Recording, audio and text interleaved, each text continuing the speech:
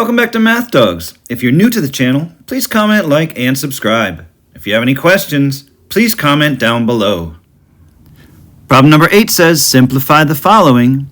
Negative 2x cubed y to the 5th times negative 4x to the 5th y squared. And so I'm multiplying two monomials, and I'm going to use the product rule for exponents, which says if I have two exponents with the same base, for example, a to the m, and that's being multiplied by a to the n, two exponents with the same base of a, I keep the base a and I add together the two exponents. So a to the m times a to the n would equal a to the m plus n, whatever those numbers happen to be. And so that's the product rule for exponents that I'm going to use for this problem.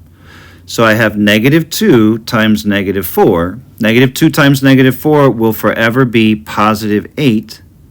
And then I have an x cubed times an x to the 5th. I'm going to keep the base x, and I'm going to add together the 3 and the 5. 3 plus 5 is 8. And then I have y to the 5th times y squared. I'm going to keep the base y and add together the 5 and the 2 and get 7. And so my answer would be 8x to the 8th, y to the 7th.